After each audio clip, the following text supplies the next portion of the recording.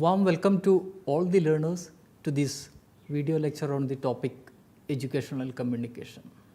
Friends, in this video lecture we will be discussing about specifically the educational communication, the communication which is carried out in the classrooms, then how you will plan for educational communication. If I say in a more specific way, how you will plan for classroom communication, and we will also discuss about some of the factors that you need to consider when you are planning for classroom communication. So to start with, I will be discussing about the educational communication. When we talk about educational communication, two things we need to consider. One, the communication which happens in the teaching learning process or classrooms, which we normally call education. And on the other side, there is something which is the training, where more focus will be on giving the skills or developing the skills of the learners or students. Say for example, training for piloting. If somebody wants to be a pilot, more focus will be on making those learners the pilots. Skill development is more focused in such training institutions. Even though I say about training, there also communication happens. When we teach the skills also, some kind of a communication has to be there in the classrooms. However, we call education and training to, types of education is important. Now, when we talk about the educational communication, what is that? One of the very simplest definitions which we can give, maybe we can say the communication which takes place in the educational process, that you can call as educational communication. And this is happening across the different modes of communication. You may be remembering in the previous lecture, we have quoted the different modes of education: the face-to-face education, open and distance learning, then the online education, and a mixture of both face-to-face and online education, which is the blended education or blended learning. So communication plays a very important role in all those modes of education, because through communication most of the subject knowledge, subject matter is delivered, we can say. When there is a communication during the teaching learning process, we call it as educational communication. So you can bring that communication both in education and in training. So this is one of the simplest explanation we can give, which for the educational communication. And you are also very familiar, I am sure. In classrooms, the teacher will come to the classroom, will engage in the teaching learning process. The teacher will talk or discuss something. The students will also do the same. So such communications, we call it as educational communication. Now, coming to the nature of educational communication.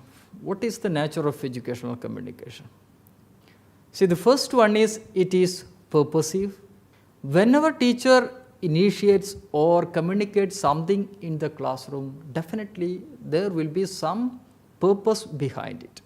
And the simplest one, as we see, teaching a subject matter. So when I am teaching any subject matter, as a teacher, I would be thinking of my students should understand what this concept is about, what this concept is. So purpose, there are different types of purposes maybe we can bring into this nature of educational communication, the purpose. There can have different purposes. Maybe I would say one more example, when we are in a lab, physics chemistry, biology lab. So when the teacher asks the students to do some experiment, there will be some purpose behind it. When the teacher asks students to do a project, there will be some purpose behind it. When the students are asked to read the self-learning materials which are available in the open distance learning, majorly we use in the open and distance learning, and that's why I'm quoting the open and distance learning. So there also there will be a purpose behind why the student should read this self-learning material. So that is one of the natures of educational communication. The second is positive. The educational communication is positive. What does that indicate? Positive means by giving education, when the teacher is engaged in the teaching learning process, when they are communicating, it should bring some positive changes in the students. And that's why we call education is for bringing in the all-round development of the child. So once they complete the education, they should develop, they should evolve as a good human being. They will of course have the subject knowledge also, but at the same time they should evolve as they should develop as a good human being. Now so that is the second nature of educational communication. The third is pragmatic nature of communication. It should have some kind of system, or it should help them to practice. Through education, they should be able to practice what we are taught or what the students are learning in the classrooms. They should be able to practice both in the classrooms, and after the class hours also they should be able to use the knowledge that they have gained in the classrooms. So it brings some kind of a practical value also, which is pragmatic in nature, which is, we say, this can be done or practiced. So that is the third nature of educational communication. I would sum up three natures of educational communication. One, it should be purposive, positive, and the third is pragmatic. So whenever you are engaged in an educational communication, you should keep all these things in mind. Let us now discuss about the different approaches to educational communication. I hope you may be recalling the different types of communication. When I was discussing about the different types of communication, I have pointed out there is one classification which is like the interpersonal communication, intrapersonal communication, group communication, and mass communication. So these are the different approaches. See, when I am teaching any concept, any subject to my students, then I will be always thinking about, when the students are engaged in the teaching learning activities, some activities, I may be thinking of something in my mind. So always some kind of a communication goes within me. Such communication we call it as intrapersonal communication. Interpersonal is between students. I'll be talking more about interpersonal communication. So interpersonal communication also happens, and the common example is a teacher talking to the students. Interpersonal communication. So this is also one of the approaches. Then the teacher communicating to the entire classroom, entire students, which is nothing but the group communication. Then when the teacher makes use of any technologies, mass medias, ICTs, we call it as mass communication. Very common in open and distance learning and all. And today, since we are using the blended mode of teaching learning practices, technology is also used in the face-to-face education. So when technology is used, medias are used, ICTs are used, they are mass communication. So these are some of the communication approaches which are happening in the classroom. So these are, we can say, the approaches of educational communication, approaches to educational communication. Now, how would you plan for educational communication? The first thing is you should identify, you should select a topic. This is very much important. See, whenever we go for a teaching session, we should have a blueprint of what it is happening, what it is going to happen in the classrooms. We will prepare a blueprint of the activities which are going to be carried out in the classroom. We call it as lesson plan. So a teacher should always prepare a lesson plan when they are going for a teaching session. So while we are preparing the lesson plans, of course, we should select one topic. This topic I am going to cover today.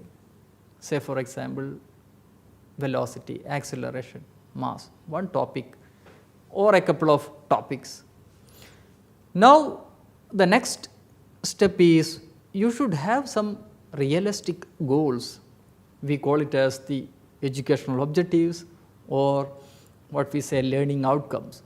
So, by teaching the concept of velocity, by teaching the concept of acceleration or any such topics from any of the subjects, English, mathematics, languages, you will also always have some kind of a plan that some kind of changes has to happen in the students, and that is what our educational objectives or learning outcomes.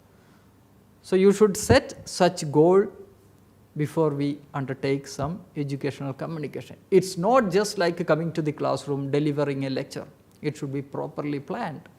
Now, the third is you should clearly understand, know the student, what kind of learners are my learners, their age level, their experiences, previous experiences, their understanding about the subjects, their experience about the outside world, everything you should understand before planning your communication. Now, the organization of topic or content is the fourth step. See, every topic has some kind of a logical flow, sequential flow. So, you should teach, maybe sometimes I would say, if as an example, start with the topic, then it should grow like the continuity should grow like. So, it starts from simple, then we are proceeding to the complex ideas. Simple ideas we will be teaching in the beginning, then it slowly, gradually moves to complex ideas. So, that kind of a sequential logical flow has to be there when you are thinking about organizing your topic. The next is when you are planning for educational communication, one of the very important things now is, again I would say, since we are talking about technology integration in the teaching learning process, selection of technology is one of the very important steps, one of the important steps in the planning.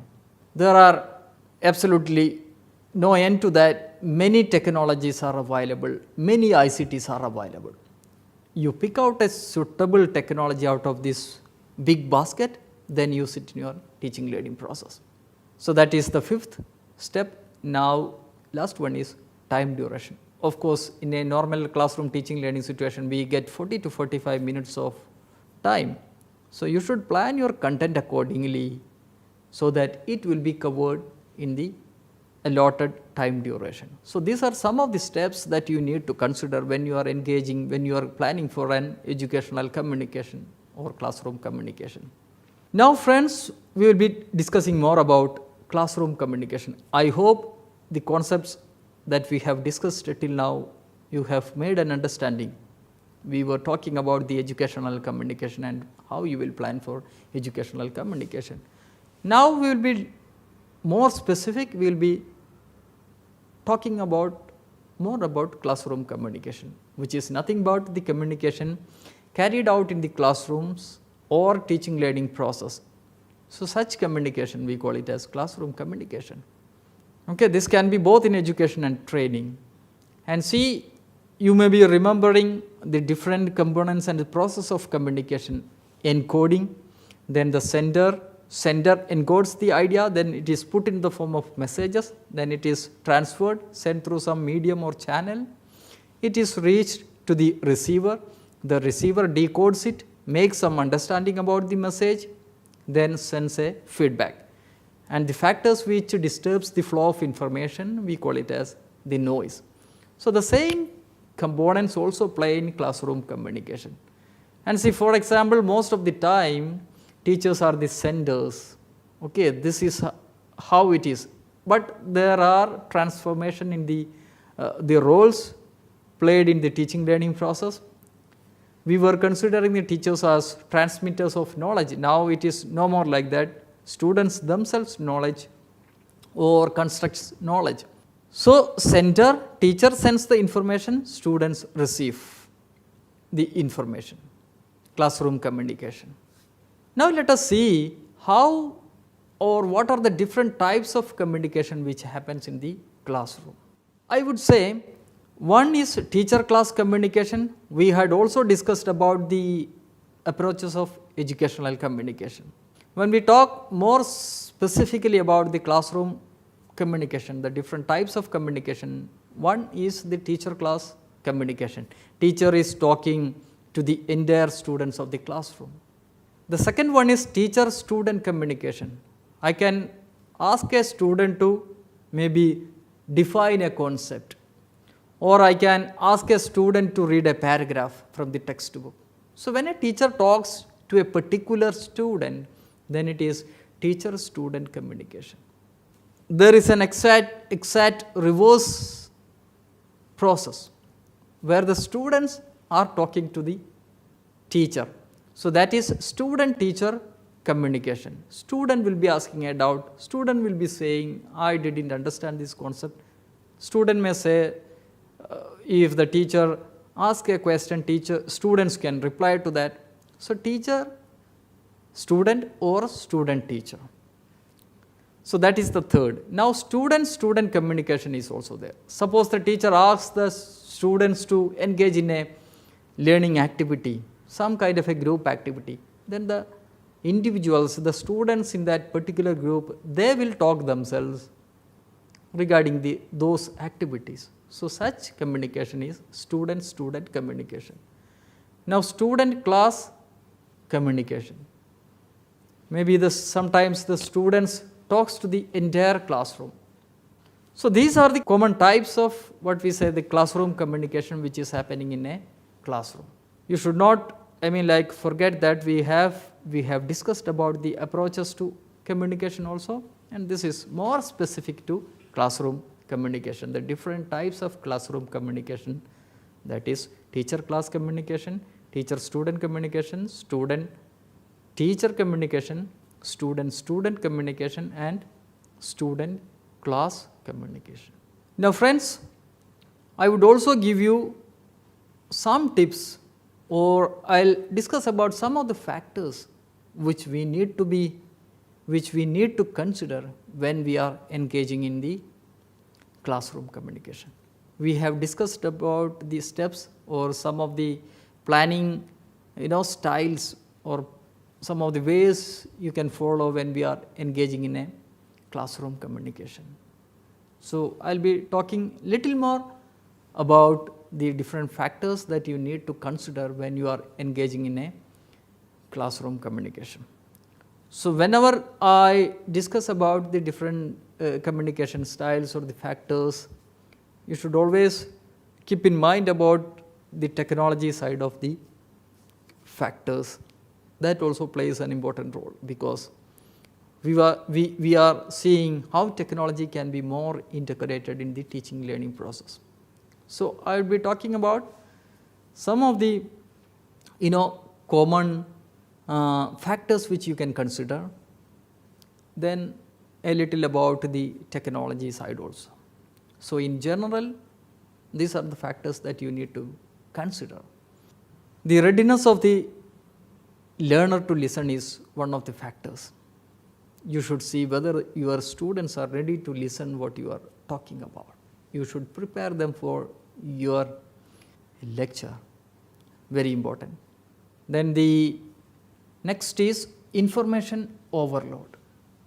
See, when we are talking about, as I said, we get a 40-45 minute duration. So we should not trouble students bringing in too many concepts into the classroom. Think of the students' age level, their understanding. Accordingly, you pitch your content. don't bring in so much of information.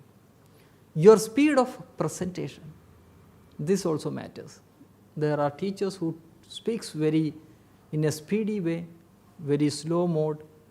So be in a medium mode so that every student in the classroom will be able to listen to you. Sequence of presentation is another important factor. As I said, you organize your content in such a way that it should have a sequential and logical flow. Then the language you are using in the classroom, make it understandable to the student. So the semantics also matters. The language, how you use your vocabulary, everything matters. Distancing is another factor we need to consider. As I said sometimes in the previous lectures, that if a classroom have 200 students, sometimes the distance is creating big trouble. Whatever you talk will not be reaching to the entire students. Next is anxiety and fear. You should maintain a good, the psychological, we should have a proper psychological state of matters so that you will be able to clearly present your subject matter. Lack of interest is another factor. Make students interested, whatever you are going to speak. So you should bring in that kind of a presentation in your communication so that students will love to listen in your lecture, love to sit in your classrooms. External disturbances. Think of the external disturbances which creates some kind of a nuisance in your lecture. You avoid such external disturbances. The other very important factor is the lack of background information. You should understand the students, accordingly you pitch your presentation. Then lack of interactivity. In communication, interactivity plays a major role. We will be talking about interactivity in the third or fourth week. So you should engage students in the teaching learning process in your communication so that students will be listening to your lecture. Then ineffective methods of teaching. We should not go for any ineffective methods of teaching. Choose a suitable method of teaching which would engage students and they will be listening your lecture. Then the last and very important point is the technologies. Lack of teaching aids. Friends, there are many technologies which you can bring in your classroom. This will make your communication more interesting. Students will also love to use such technologies when you are using technologies to teach. So think of the available technologies. We will give you, the list of technologies and how it can be used in the coming lectures. So you choose suitable technologies when you are communicating with your students. This is possible in all the modes of education, face-to-face, ODL, online and blended learning. So friends, with this, sum up this lecture. In this lecture, we have talked about educational communication. We started with what educational communication is about. We have had a small discussion about the difference between education and training. Then we have discussed about the approaches to educational communication. Then how you will plan for educational communication. Then we have shifted to classroom communication. We have discussed the different types of communication happens in the classroom. Then some of the common factors that you need to consider when you are engaging in classroom communication. I hope you have understood the concepts, the topics that we have discussed today. Thank you.